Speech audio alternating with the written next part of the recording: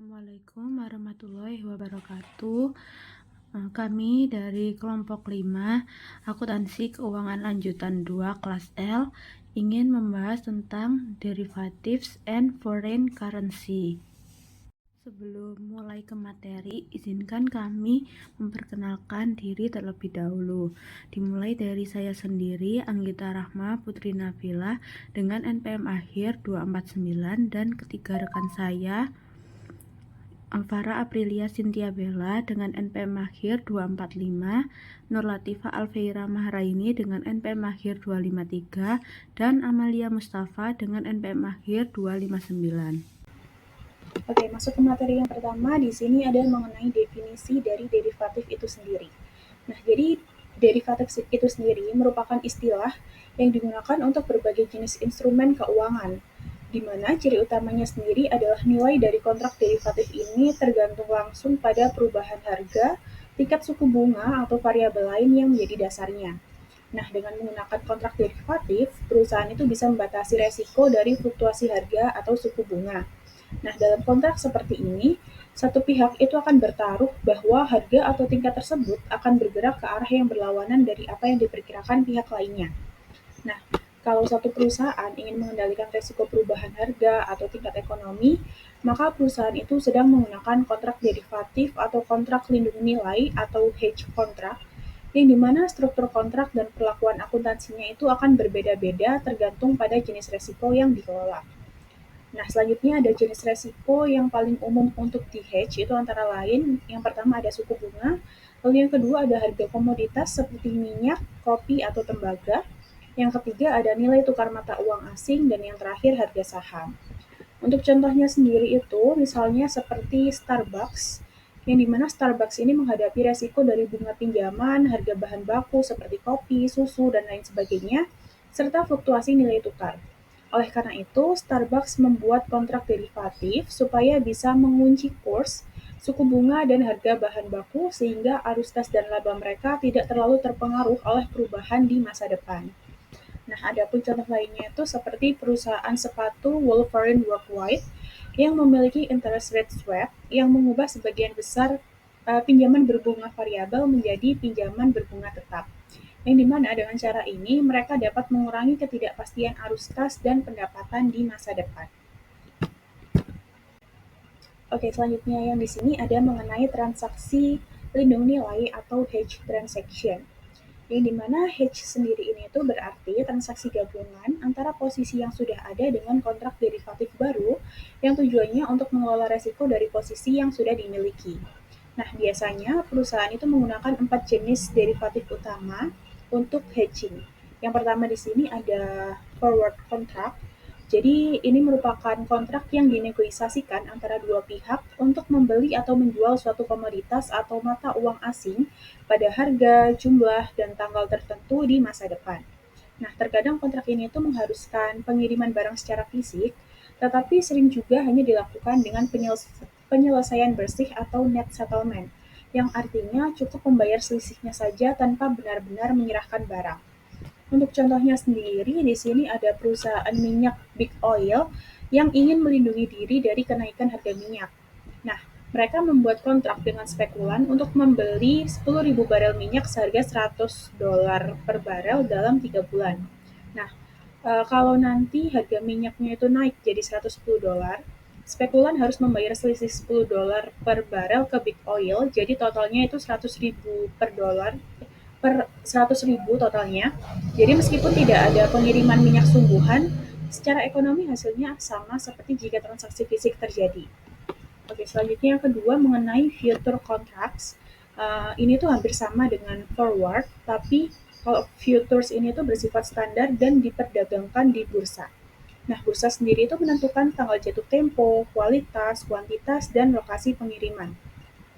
Untuk keuntungannya sendiri, ini tuh lebih liquid, kemudian biaya transaksi lebih rendah, dan resiko gagal bayarnya itu lebih kecil karena dijamin oleh lembaga clearing. Untuk kekurangannya, itu tidak bisa disesuaikan seperti forward, misalnya jika ingin jumlah atau tanggal yang spesifik. Lalu yang ketiga ada option atau opsi. Jadi opsi ini tuh memberi hak, bukan kewajiban kepada pemenangnya untuk membeli atau menjual aset pada harga tertentu. Nah, hanya penjual opsi yang punya kewajiban jika pembeli itu memutuskan untuk melaksanakan haknya.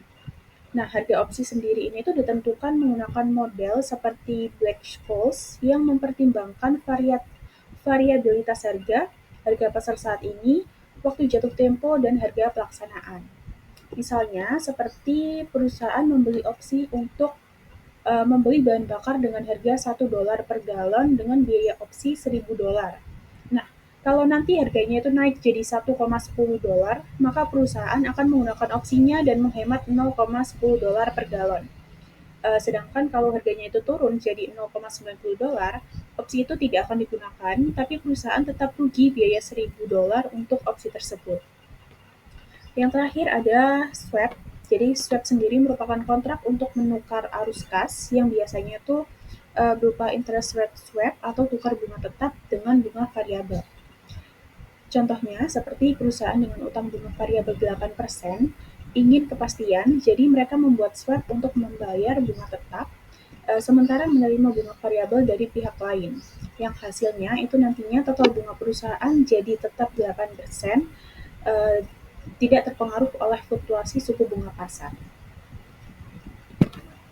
Transaksi mata uang asing selain kontrak forward. Transaksi lokal merupakan transaksi di suatu negara yang diukur dan dicatat dalam mata uang negara tersebut. Transaksi anak perusahaan di Inggris akan dicatat dalam pound sterling Inggris dan laporan keuangannya akan dinyatakan dalam pound sterling Inggris.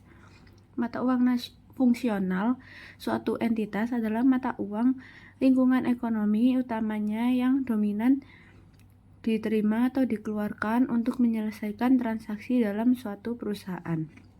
Transaksi luar negeri adalah transaksi antar negara atau antar perusahaan di negara yang berbeda di mana ketentuannya dinyatakan atau didenominasikan dalam mata uang selain mata uang fungsional entitas. Persyaratan FASB. GAAP saat ini atau ASC 830 hanya berlaku untuk transaksi mata uang asing dan laporan keuangan mata uang asing.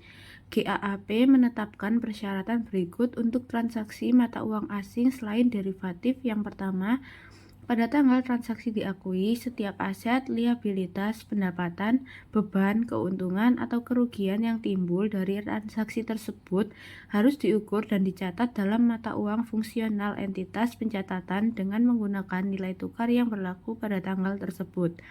Yang kedua, pada setiap tanggal neraca, saldo tercatat yang dinyatakan dalam mata uang selain mata uang fungsional entitas pencatatan harus disesuaikan untuk mencerminkan nilai tukar saat ini. Translasi dengan kurs spot. Yang pertama, untuk mencatat transaksi mata uang asing adalah bahwa transaksi tersebut harus ditranslasikan ke dalam dolar Amerika Serikat dengan kurs spot yang berlaku pada tanggal transaksi. Setiap akun aktiva, liabilitas, pendapatan, dan beban yang timbul dari transaksi ditranslasikan ke dalam dolar sebelum dicatat. Berikut ada contoh. Asumsikan sebuah perusahaan Amerika Serikat mengimpor persediaan secara kredit dari perusahaan Kanada ketika kurs spot untuk dolar Kanada adalah $0,7. Faktur tersebut mensyaratkan pembayaran sebesar $10.000 Kanada dalam 30 hari. Importir Amerika Serikat mencatat transaksi tersebut sebagai berikut. Inventaris sebesar 7.000 pada debit dan hutang usaha sebesar 7.000 pada kredit. 7.000 didapatkan dari $10.000 Kanada dikalikan $0,7. Kecuali untuk notasi mata uang asing, entry dicatat dengan cara biasa. Notasi ini digunakan untuk menunjukkan bahwa utang usaha didominasi dalam mata uang asing. Persediaan diukur dalam dolar Amerika Serikat dan tidak ada penyesuaian selanjutnya yang dilakukan pada akun persediaan akibat fluktuasi nilai tukar mata uang asing. Jika akun hutang dibayarkan saat kurs spot sebesar $0,69, maka pembayarannya dicatat sebagai berikut. Hutang usaha sebesar 7.000 pada debit dan keuntungan pertukaran sebesar 100 pada kredit, tunai sebesar 6.900 pada kredit. 6.900 itu didapat dari 10.000 dikali dengan 0,69. Keuntungan selisih kurs sebesar $100 ini terjadi karena liabilitas yang diukur sebesar 7.000 diselesaikan dengan 6.900. Keuntungan ini mencerminkan perubahan nilai tukar antara tanggal transaksi awal dan tanggal pembayaran. Penyesuaian tanggal neraca. Keuntungan dan kerugian atas transaksi mata uang asing tidak dapat ditangguhkan hingga mata uang asing dikonversi menjadi dolar Amerika Serikat atau hingga piutang terkait tertagih atau utang usaha dilunasi. Sebaliknya, jumlah ini disesuaikan untuk mencerminkan nilai tukar mata uang asing pada tanggal neraca, dan setiap keuntungan atau kerugian selisih kurs yang timbul dari penyesuaian tersebut dimasukkan dalam laba tahun berjalan. Nah, untuk yang selanjutnya ada foreign exchange konsep dan definisi. Jadi aktivitas bisnis luar negeri itu seperti perusahaan-perusahaan Amerika Serikat itu sering mengalami meningkatnya perdagangan global seperti ekspor impor yang bernilai triliunan. Nah, perusahaan besar seperti Coca-Cola dan Apple itu memperoleh sebagian besar pendapatan itu dari laba operasi dari luar negeri, yaitu mata uang. Lalu mata uang itu memiliki 3 fungsi utama, yaitu sebagai standar nilai, alat tukar, dan satuan pengukur aktivitas ekonomi. Nah, setiap transaksi bisnis itu harus diukur menggunakan mata uang tertentu agar bisa dicatat dalam laporan keuangan. Lalu, namun dalam transaksi antar negara, mata uang yang digunakan untuk pembayaran dan pencatatan itu bisa berbeda. Nah, oleh karena itu diperlukan kurs valuta asing atau exchange rate sebagai dasar untuk mengonversi nilai transaksi antar mata uang. Nah, kurs ini itu mencerminkan harga suatu mata uang dalam satuan mata uang lain dan terus berubah mengikuti kondisi pasar global. Lalu yang selanjutnya ada direct quotation dan indirect quotation of exchange rates. Jadi direct quotation itu adalah jumlah mata uang domestik per satu unit mata uang asing. Seperti menunjukkan berapa sih jumlah rupiah yang dibutuhkan untuk membeli $1 Amerika Serikat. Contohnya itu ada 1 US dollar sama dengan 16.000 rupiah. Lalu ada indirect quotation, itu adalah jumlah mata uang asing per 1 unit mata uang domestik. Nah, contohnya itu ada berapa dolar yang bisa dibeli dengan 1 rupiah. Misalnya dengan 16.000 rupiah itu kita bisa membeli 1 dolar. Lalu selanjutnya ada floating, fixed, dan multiple exchange rate. Jadi nilai tukar antar negara itu bisa ditentukan secara mengambang atau floating atau tetap fixed, dan beberapa negara itu juga menggunakan multiple exchange rates. Jadi floating exchange rate itu tuh ditentukan oleh kekuatan pasar, yakni permintaan dan penawaran mata uang di pasar global. Nilai suatu mata uang itu dapat menguat atau melemah tergantung kondisi ekonomi. Misalnya jika inflasi itu, maka daya beli mata uang itu akan menurun sehingga nilainya itu melemah terhadap mata uang lainnya. Nah, faktor lain yang mempengaruhi nilai tukar floating itu adalah perbedaan tingkat suku bunga antar negara serta aktivitas spekulasi di pasar valuta asing. Lalu ada fixed exchange rate, itu ditetapkan langsung oleh pemerintah dan tidak berubah karena pergerakan ekonomi atau pasar. Lalu sistem ini itu sering digunakan untuk menjaga stabilitas ekonomi. Lalu ada multiple exchange rate, yaitu terjadi ketika pemerintah itu menetapkan kurs berbeda untuk jenis transaksi tertentu. Misalnya kurs khusus impor bahan pokok dan kurs berbeda untuk ekspor guna mencapai tujuan ekonomi nasional. Lalu ada spot, current, and historical exchange rate. Jadi dalam akuntansi standar internasional itu dikenal beberapa jenis kurs yang dicatat untuk melaporkan transaksi valuta asing. Nah, spot rate itu adalah kurs yang berlaku saat ini untuk transaksi penyerahan langsung antar mata uang. Lalu ada current rate itu adalah kurs yang digunakan pada tanggal laporan keuangan atau pada saat transaksi terjadi. Lalu ada historical rate, itu adalah kurs yang berlaku pada saat suatu peristiwa atau transaksi itu terjadi di masa lalu. Nah, ketiga jenis kurs ini itu penting dalam menilai transaksi dan aset dalam laporan keuangan. Nah, negara itu dengan sistem kurs itu negara dengan sistem kurs tetap itu biasanya hanya berubah karena kebijakan pemerintah.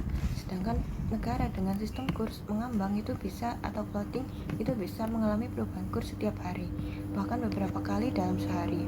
Nah, kurs yang digunakan untuk mencatat transaksi itu harus sesuai dengan waktu terjadinya transaksi agar lapor keuangan itu akurat.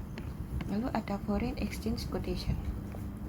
Jadi bank-bank besar khususnya di Amerika Serikat itu memainkan peran penting dalam menyediakan layanan pertukaran valuta asing dan transfer internasional untuk memfasilitasi perdagangan global.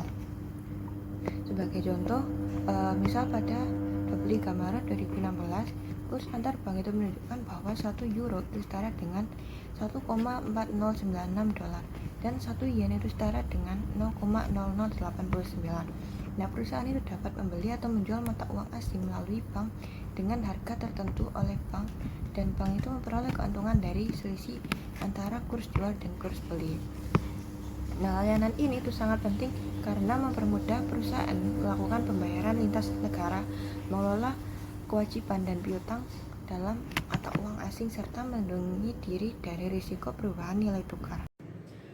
Nah, untuk selanjutnya kita akan membahas mengenai pembelian yang dinyatakan dalam mata uang asing. Nah, pembelian yang didenominasi dalam mata uang asing pada awalnya itu harus diukur dalam dolar pada tanggal pembelian menggunakan kurs spot mata uang asing pada tanggal pembelian tersebut.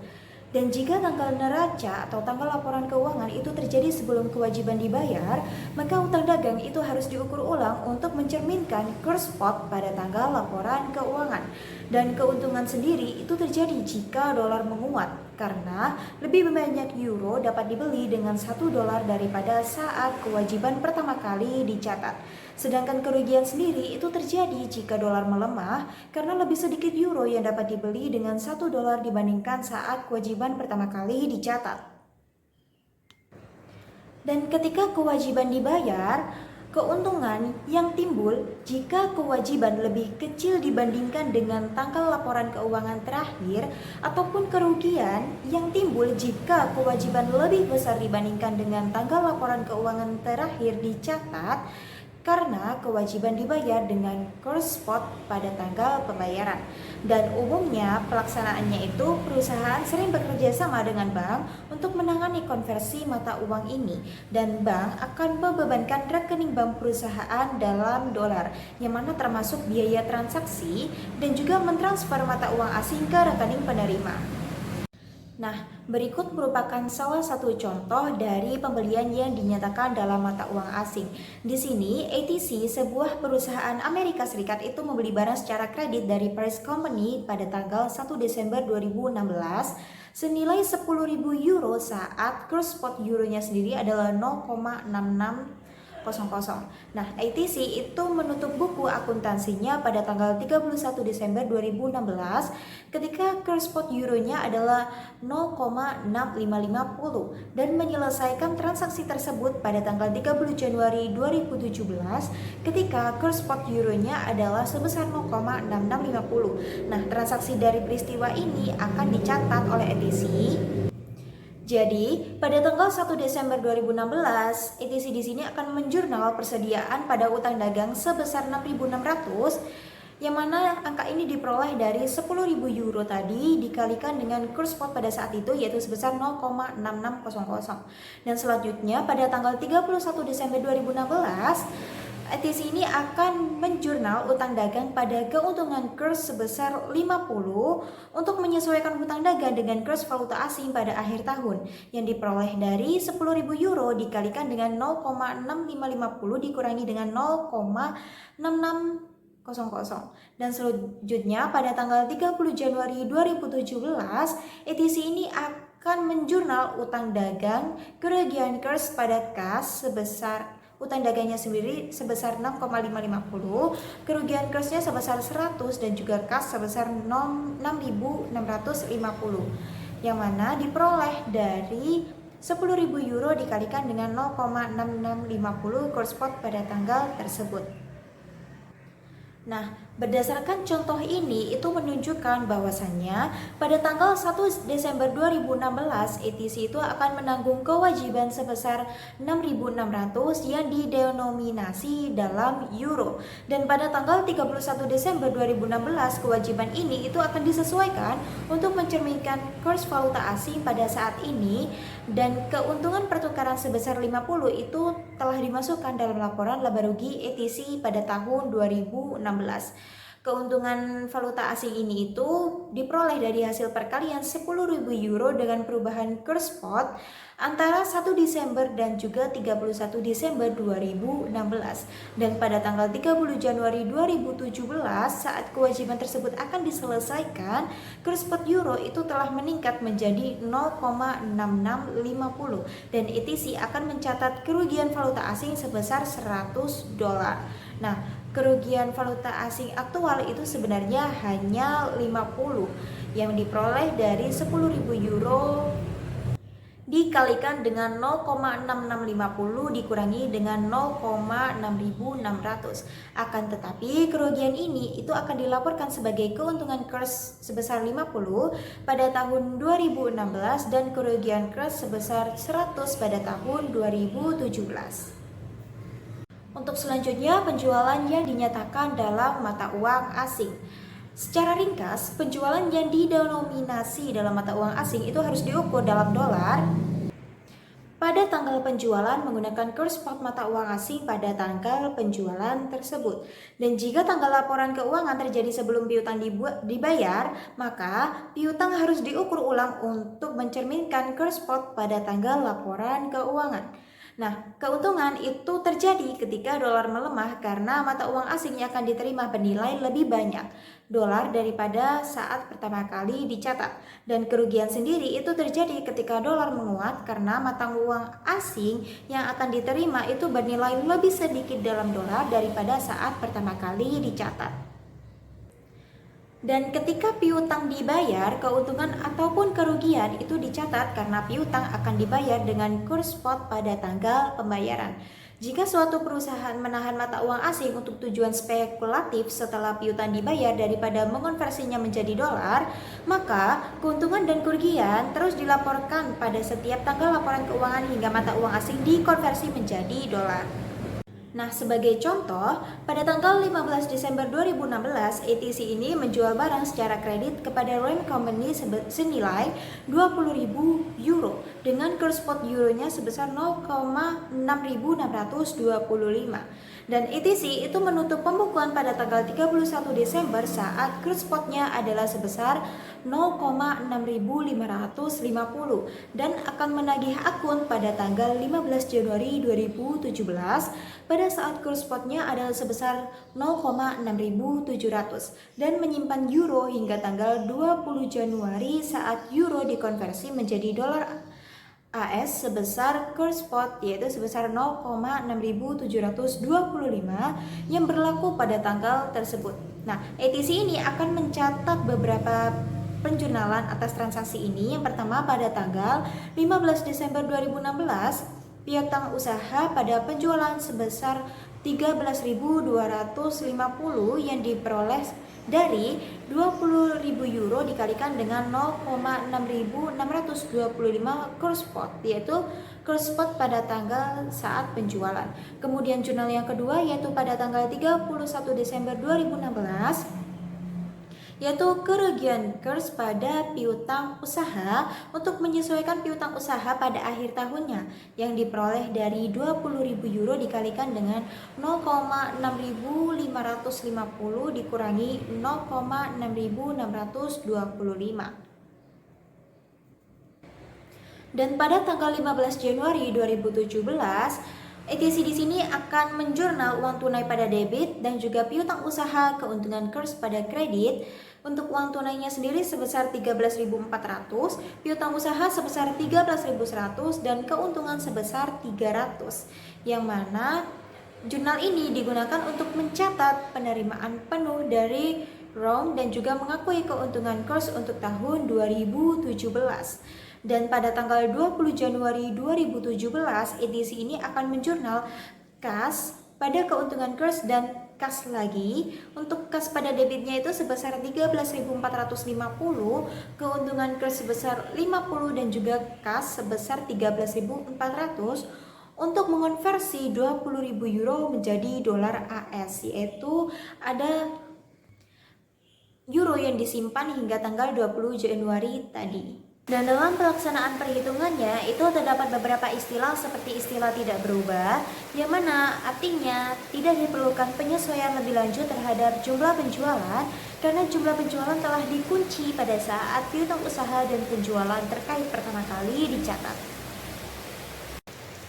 Nah, berikut disajikan ringkasan perubahan tingkat tukar langsung per satuan mata uang terhadap nilai buku akun piutang dan juga akun utang yang dibukukan dalam mata uang asing.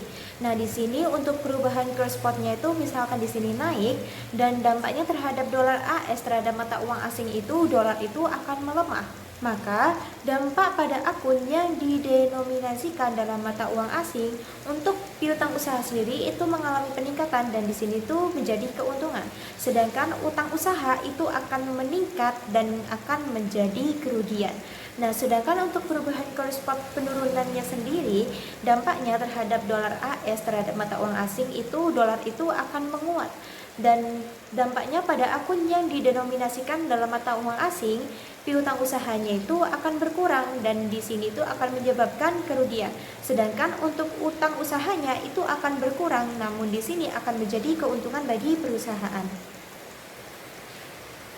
Standar akuntansi internasional. Nah, standar pelaporan keuangan internasional atau IFRS itu mengatur cara memasukkan transaksi mata uang asing dan operasi luar negeri dalam laporan keuangan seperti GAAP. Dan juga IFRS di sini tuh mensyaratkan agar entitas itu mencatat transaksi secara awal berdasarkan kurs tukar pada tanggal transaksi.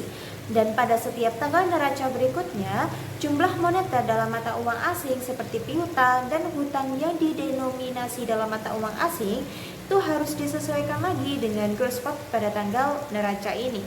Dan serupa dengan GAAP, keuntungan dan kerugian yang timbul dari perbedaan antara jumlah awal yang dicatat dan nilai akhir tahun untuk aset dan liabilitas moneter ini itu akan dimasukkan ke dalam pendapatan tahun berjalan.